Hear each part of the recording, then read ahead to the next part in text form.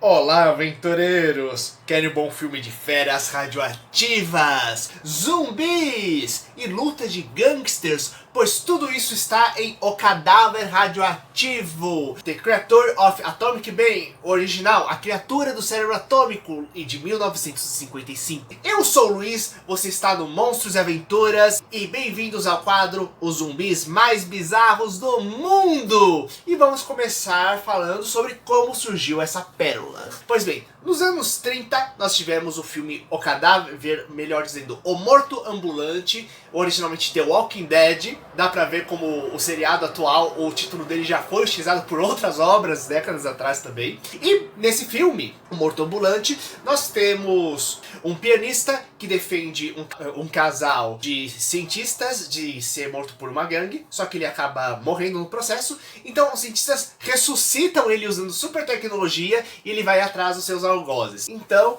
esse meio que é o primeiro filme que usa tecnologia para criar zumbis e usando o conceito meio de Frankenstein, que já era um filme bem famoso da época, né? Além da própria obra literária também ser famosa.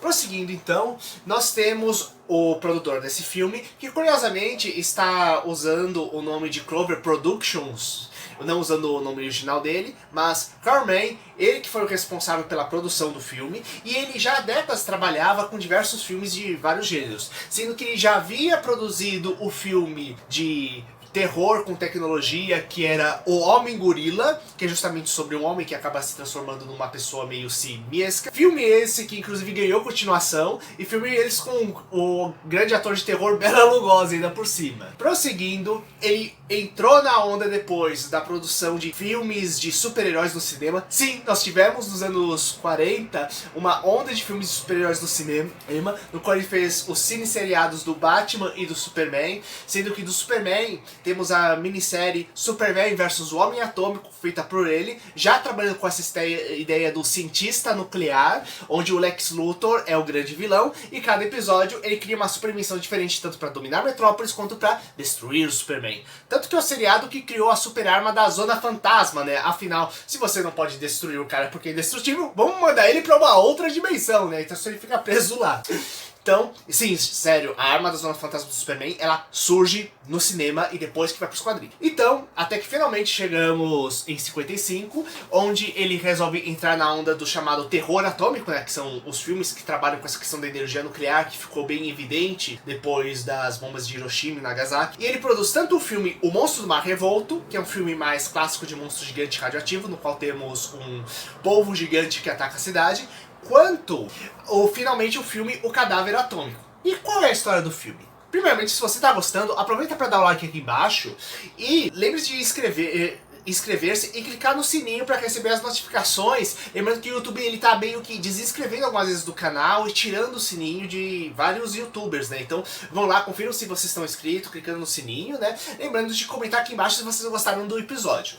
Prosseguindo, a história é de um policial chamado Chet, que curiosamente ele tem um conhecimento científico bem acima do pessoal da delegacia. E ele acaba tendo que enfrentar uma onda de assassinatos cometido por criaturas que têm super força, são invulneráveis às balas e ainda por cima deixam um rastro de radiação por onde passa. O que já gera um problema, né, de como você convencer as autoridades legais de que oficiais de que isso está acontecendo. Em segundo lugar, tem a questão de como lidar com a questão familiar, já que temos uma onda de assassinatos bizarros acontecendo na cidade, né? E isso tudo acaba gerando problemas da questão do trabalho da família, de lidar a carga de trabalho dele com a família, mesmo a família apavorada quando isso começa a sair no jornal. E temos os próprios zumbis, afinal, como destruir essas criaturas destrutíveis? Como lidar, como saber como eles foram criadas essas criaturas. E essa é uma outra coisa interessante, né? Que como o próprio título original fala, né?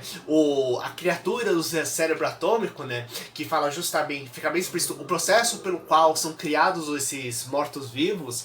É bem interessante que a gente tem um gênio do crime e um cientista que se unem e basicamente eles transformam cadáveres meio que em robôs movidos por radiação, o que já gera uma coisa meio estilo ciborgue, dando o ar, meio que as bases daquilo que provavelmente seria o Soldado Universal no futuro, né? E mesmo Bloodshot, que saiu recentemente nos cinemas e que é uma série de quadrinhos. Então, temos toda essa guerra entre a polícia e a gangue que comanda os zumbis radioativos. Sendo que cada nova vítima, na prática, acaba sendo mais um zumbi para ter o império de robôs radioativos do vilão. A obra é tranquilo de ser achada, inclusive ela tá completa no Darkflix, com alta qualidade e legendada também, né?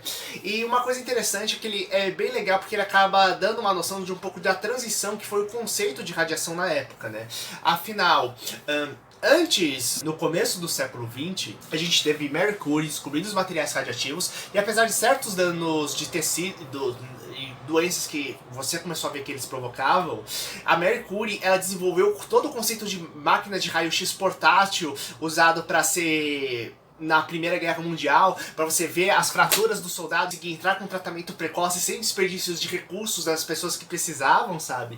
E então havia todo um conceito de grande revolução médica e estava sendo causada pela radiação, né? Até que finalmente as bombas nucleares, elas encerram a Segunda Guerra Mundial e mostram ao mesmo tempo o poder militar americano pro planeta inteiro. Então começa a mostrar que o ser humano não estava sempre saindo daquele conceito de Belle Époque, tipo, das tecnologia trazendo uma nova era de felicidade para a humanidade, mostrando como a tecnologia lidando com forças tão primeiras da natureza era capaz de causar ondas de destruição jamais imaginadas. Porque pense, tínhamos armas capazes de devastar uma cidade inteira. Então, tudo isso ele acaba sendo legal pensar no filme. Afinal, temos uma coisa que teoricamente seria usado, mas dentro da própria história do filme temos uma tecnologia que seria utilizada mais com um propósito mais curativo, regenerativo, sendo usada depois como arma e virando quase que uma arma de destruição em massa ao longo do filme, com direito com uma ótima batalha final, né?